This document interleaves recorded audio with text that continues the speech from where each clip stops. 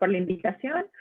Para mí es un gusto poder apoyarles en algo tan importante como es la nutrición infantil. Como ya lo mencionaron previamente, yo soy nutricionista pediátrica, me especializo en lo que es niños, especialmente desde los 6 meses, inclusive en lactancia, antes previo a los 6 meses, pero más desde 6 meses en adelante, hasta más o menos los 15 años es cuando más trabajo con niños y hago lo que es el seguimiento en todas estas etapas de crecimiento y nutrición. Muchas gracias, doctora. Quisiéramos que nos ayude respondiendo a las siguientes preguntas. En este tema es muy importante el hecho de saber cómo hacer que mi hijo se interese por alimentos saludables. Bueno, esto es un tema bastante importante. Los niños se van a interesar por los alimentos saludables cuando en casa llevan una alimentación saludable. Entonces, esto empieza desde los padres, desde las familias.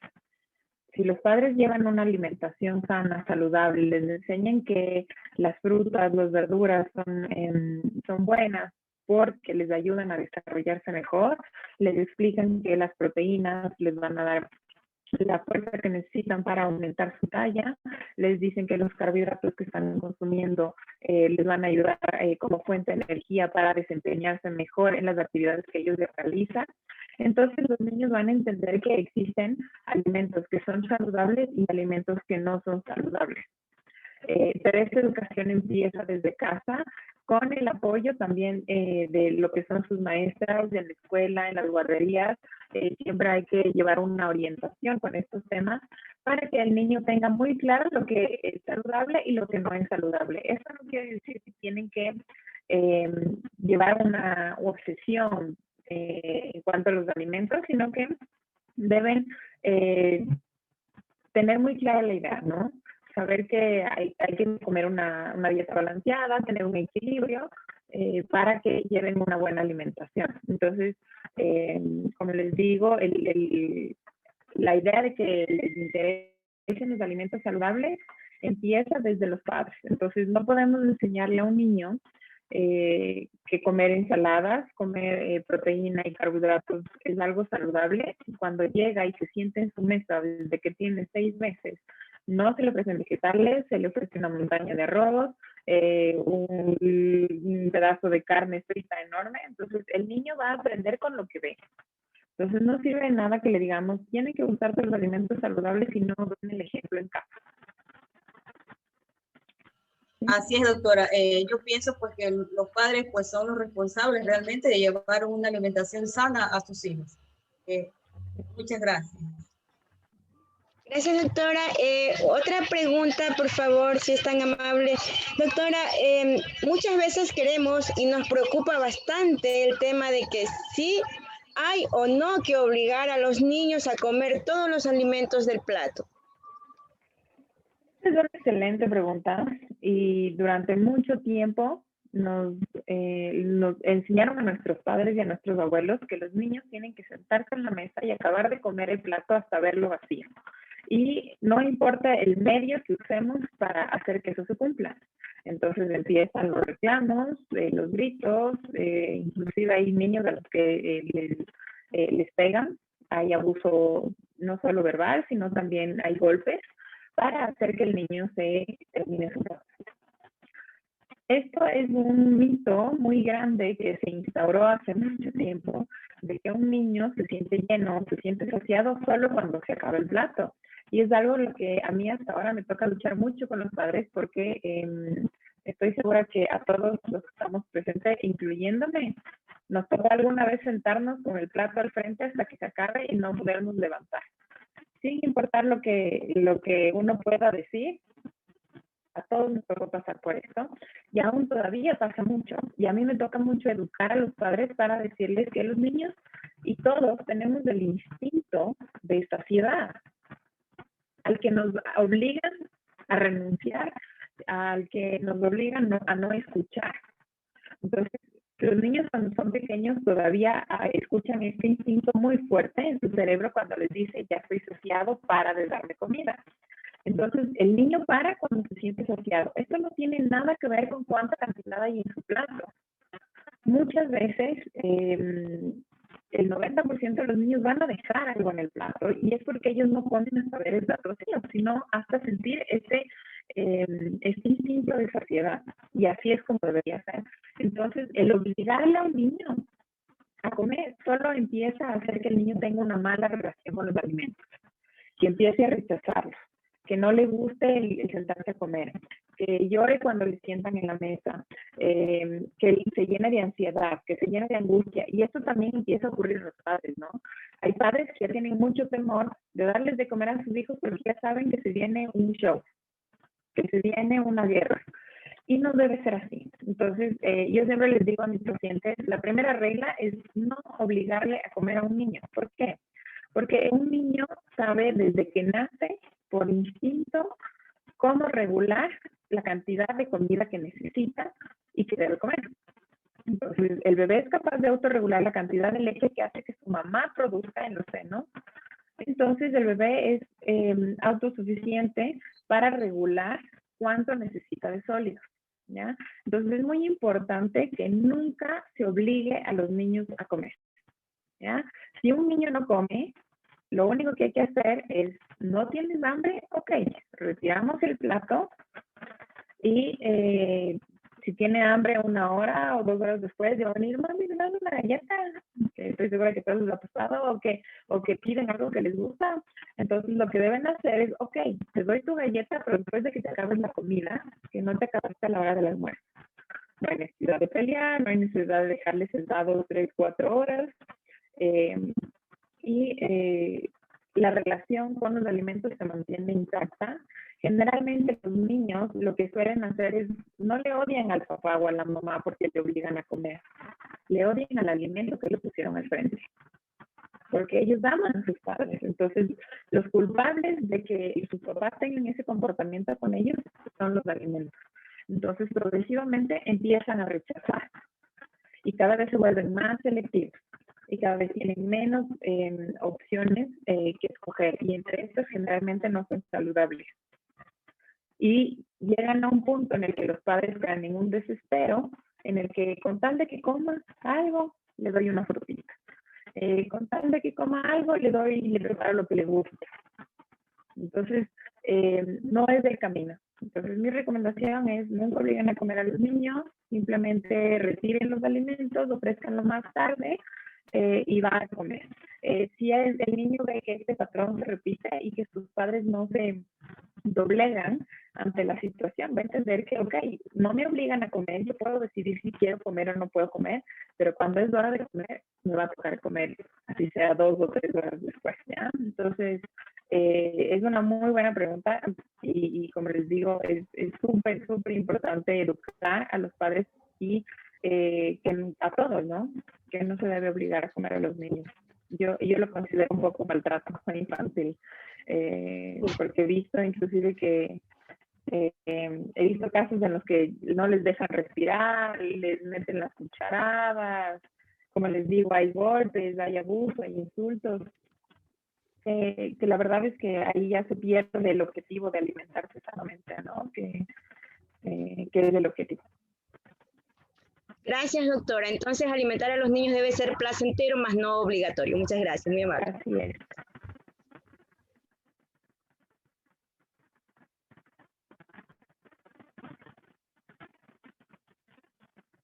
¿Alguna otra pregunta?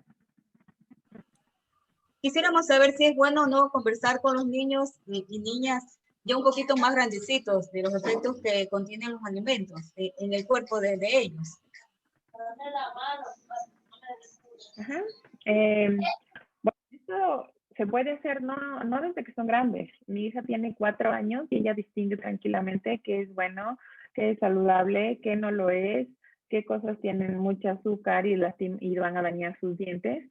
Entonces, los niños son capaces de entender este tipo de cosas desde que son muy pequeños. Se puede trabajar en actividades en los que ellos escojan desde que tienen como 2 añitos, que son cosas buenas para su cuerpo y que son cosas que no son tan buenas para su cuerpo o que son malas.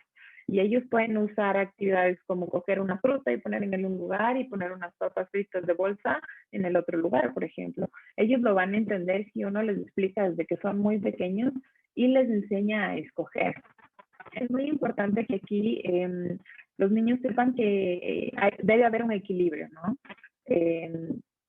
Porque no queremos generar una culpa en ellos si es que en algún momento se comen un chocolate, que sabemos que no es saludable, pero si nos comemos ocasionalmente un chocolate, no va a pasar nada. El problema es cuando tenemos exceso y comen chocolate todos los días y comen golosinas, caramelos todos los días. Entonces, ahí sí tenemos un problema. Pero los niños deben saber que debe haber un equilibrio, que existen cosas que no son muy saludables y que por eso hay que restringir su consumo y que sea muy ocasional.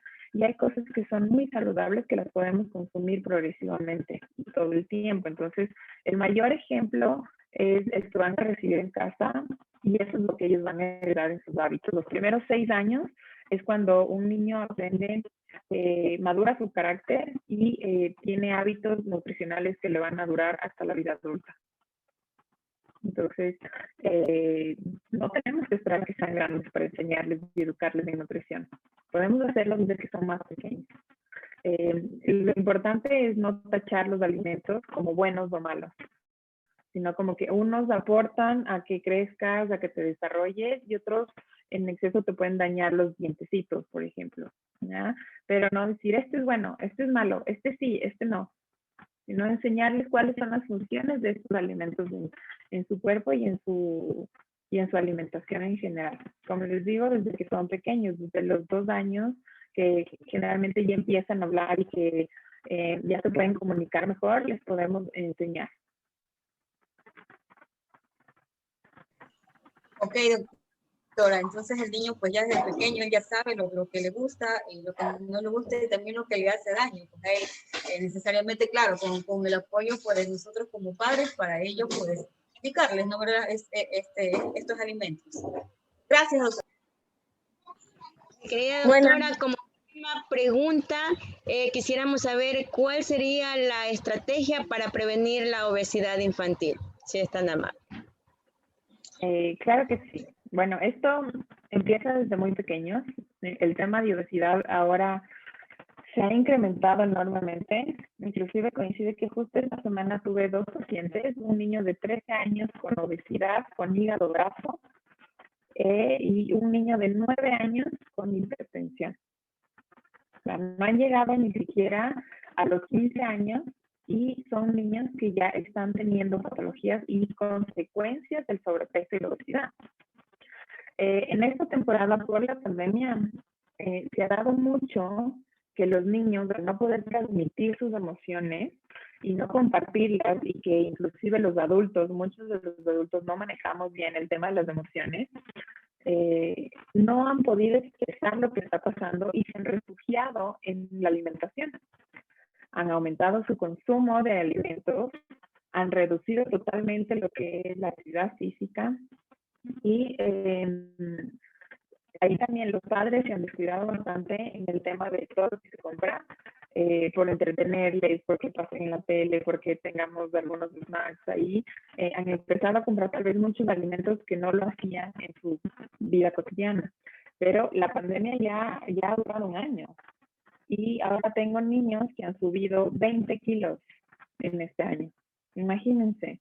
O sea, es una locura. Entonces, lo que ha pasado es que toda esta situación de estrés ha llevado a que todos descuidemos este tema de la alimentación. Y esto ha detonado que los índices de sobrepeso y obesidad aumenten aún más. Pero yo creo que esto es solo un detonante.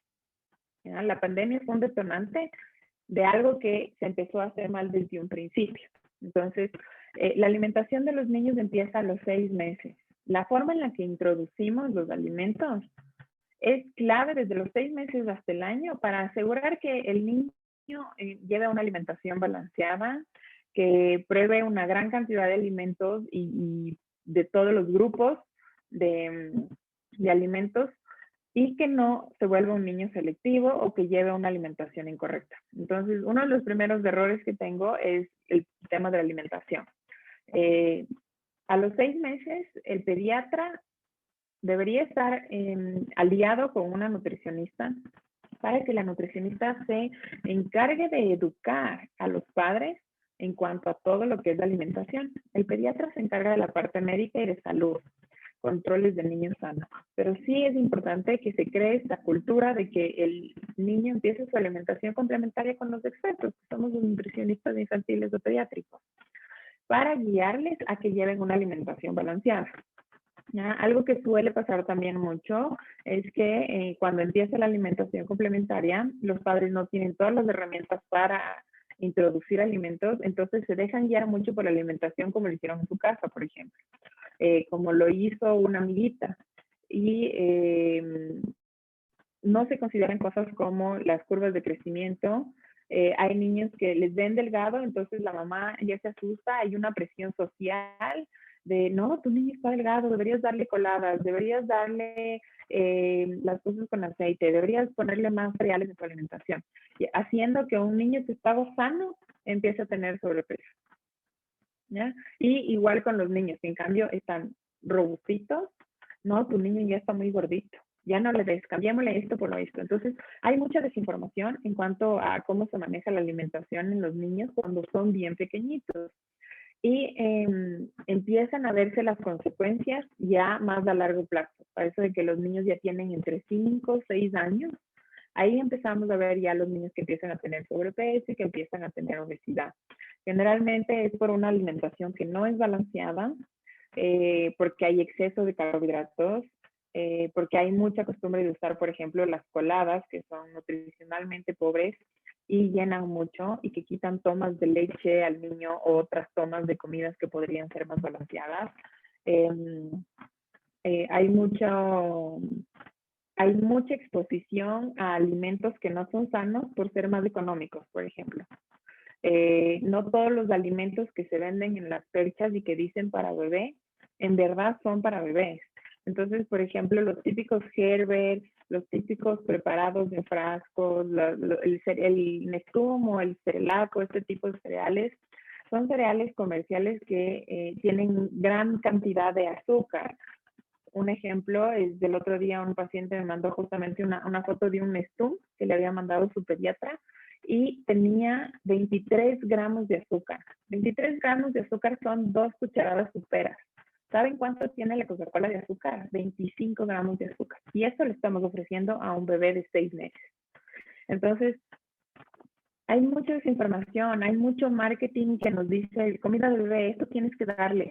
Y hay muy pocas personas que acuden a un profesional para esta etapa súper importante en el que va a marcar su alimentación el resto de la vida. Entonces, ahora en nuestro país tenemos los dos extremos, tenemos los niños que tienen mucho sobrepeso y obesidad y tenemos los niños que aún tienen bajo peso y desnutrición. Pero cada vez la balanza se va más hacia el sobrepeso y la obesidad.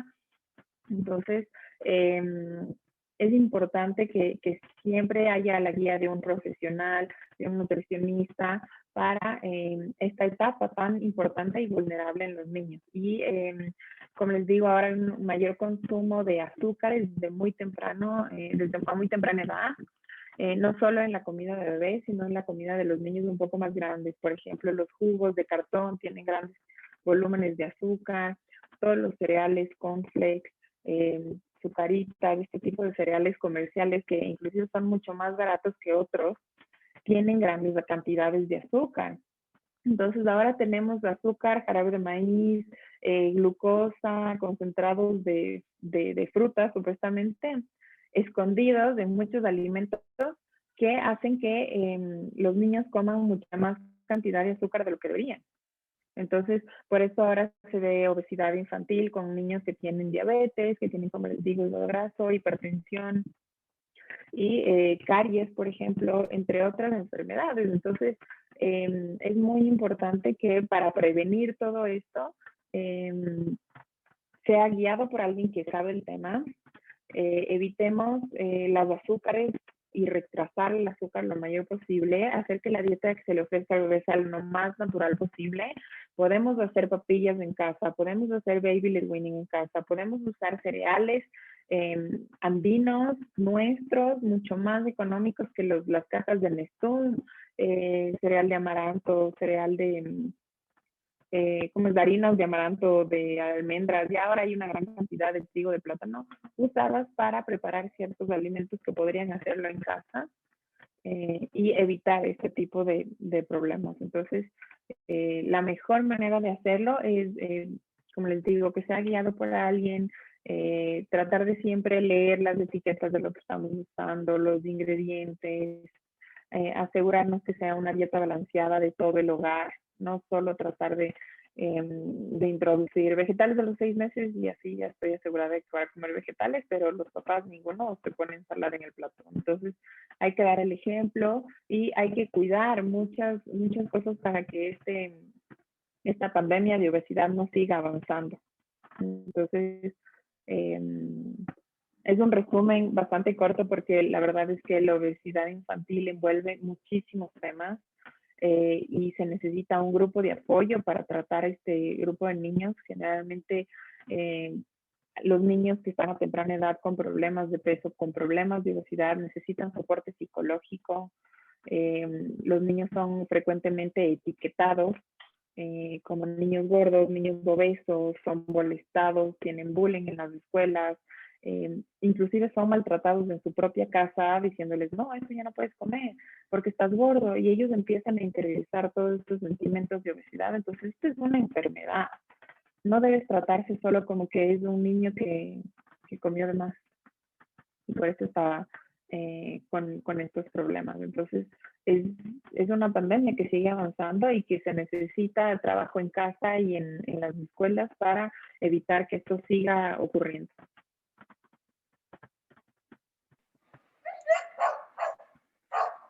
Entonces, buenas noches. ¿Le puedo hacer una consulta? Verá, lo que pasa, claro yo que tengo problema con mi hijo mayor. Él tiene 7 años. Lo que pasa es que él no me come nada de carnes, ni carne, ni pollo, ni pescado, ni cerdo, nada, no come nada. Y claro, a veces yo le digo, no, es que tienes que comer, tienes que eso te hace bien, aunque sea un pedacito, pero no. Créame que yo hasta le he hecho pedacitos pequeñitos, se lo corto pequeñito para que él lo pueda, o sea, se lo pueda comer, pero es un problema cada vez en la comida cuando yo le pongo, ya sea pollo, carne, lo que sea, él no me come, no me come.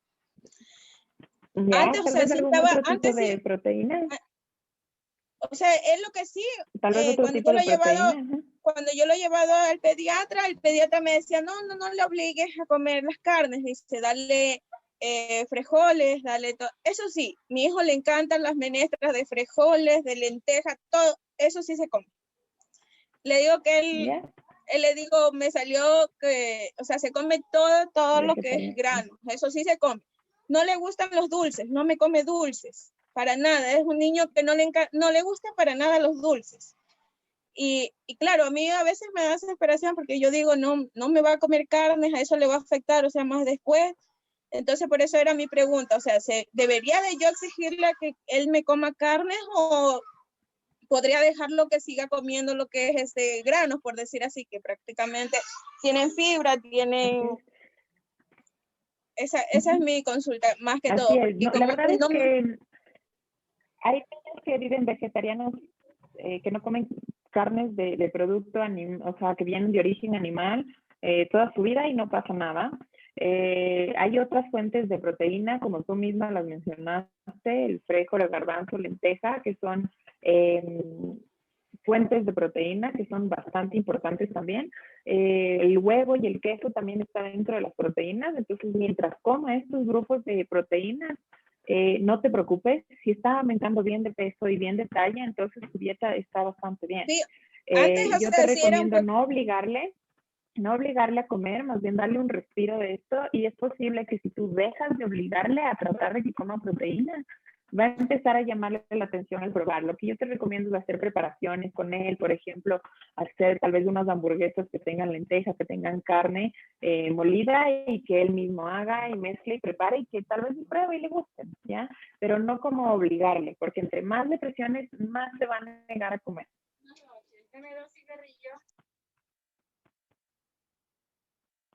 Ok, muchas gracias, amiga. Sí, lo que pasa es que el problema es con eso. Yo ya, o sea, ya me he cansado de exigirle. Por último, ya le he dejado que él coma, como come menestra y esas cosas así de frijol, le encanta eso. Lo he dejado para que él coma eso. Ya no le exijo que coma lo que es proteína. Pero entonces yo sí quería estar más informada sobre eso porque sí me daba un poco de desesperación de que él no vaya a comer y más adelante le vaya a afectar eso de ahí. No, no hay problema. Si tiene buenas otras fuentes de proteína, no pasa nada. Doctora, agradecemos su participación y de su tiempo por habernos compartido de sus conocimientos. Bueno, si hay alguna persona, algún participante que desea hacer pues una pregunta a la especialista o a nosotras mismas, pues estaremos prestos a escucharlos. Buenas noches, yo tengo una pregunta. Dígame. Quisiera saber si es normal que los niños a partir del año, a los 3 años, no hablen. A ver, a partir del año, los 3 años, puede ser muchas cosas.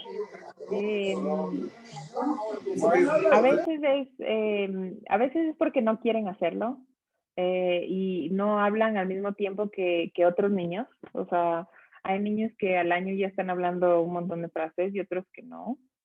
Si ves que es porque no dice ninguna palabra, hay algún un problema de cómo es vocalización o algo así, tendrías que asistir a alguna persona que te ayude con una terapia de lenguaje para ver si necesita terapia o no. Pero es normal que los niños todavía sigan perfeccionando su lenguaje hasta los 4 años. Hay niños que tienen mayores habilidades y desarrollan el tema del lenguaje mucho antes que otros niños. Lo que yo te recomendaría es hacer muchos ejercicios que le ayuden a practicar el tema del lenguaje, que le obliguen a hacerlo, porque hay muchas veces que lo que ocurre en casa es que el niño señala con el dedo y se le da lo que el niño pide. Entonces, ahí Sí, hay que eso, hacer un disculpe que le trabajo interrumpa. de toda la familia y si el niño señala con el dedo, entonces, ¿qué es lo que quieres, mi amor? Yo no te entiendo. Explícame. ¿Quieres, no sé, digamos que dijo el lápiz? ¿Quieres lápiz? Entonces, repite, esto se llama lápiz, porque yo no entiendo si tú solo me señalas. Pueden ser muchas cosas.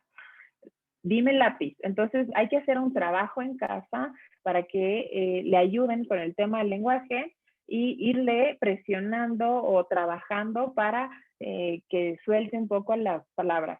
Me ha pasado en algunos casos que tengo niños que hasta el año y medio no dicen casi nada, dicen 2, 3 palabras, pero a los 2 años se desatan y empiezan a hablar un montón de frases, ¿ya?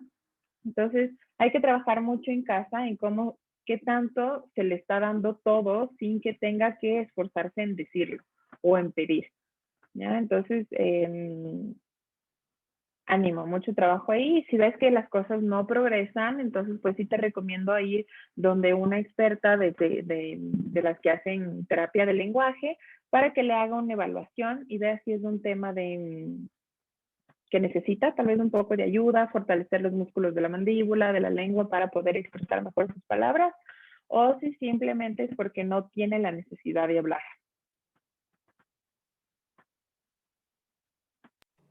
Muchas gracias. De pronto, tal vez otra pregunta.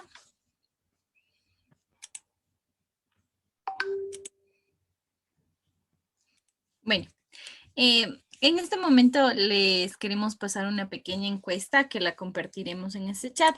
En el chat ya está compartido el link para que nos ayuden respondiendo la encuesta y solamente nos queda agradecer muchísimo por su presencia a la doctora y participación a todos ustedes en esta charla webinar. Gracias por su participación y tiempo, deseándoles a todos que tengan una excelente noche. Muchísimas gracias.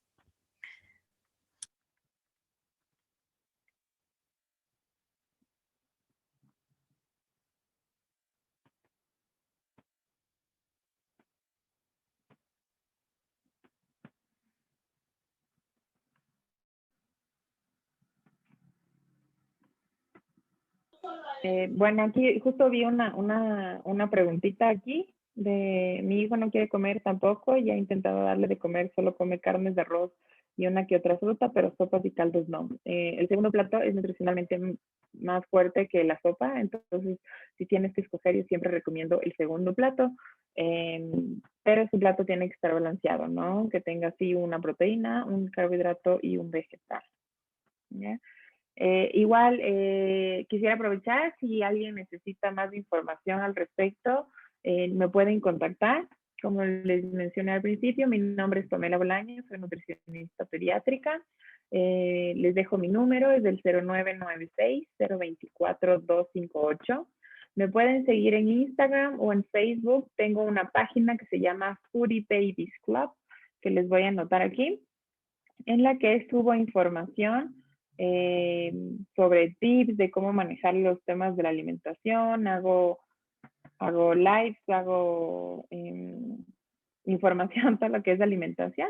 Entonces les invito a seguirme y si necesitan tal vez de una consulta, lo hago online o podemos ver la manera de hacerlo. ¿Ok? Entonces, muchas gracias por la invitación, por su tiempo y espero haya podido aportar en lo que necesitaba. Gracias. Muchísimas gracias a usted, doctora, por acompañarnos en esta noche y a todos los participantes. Que tengan una excelente noche. Gracias. Gracias, doctora. Gracias, compañeros a todos. Gracias, muchas Hasta gracias. luego. Muchas gracias. Gracias, licenciada, por la información. Gracias por la información.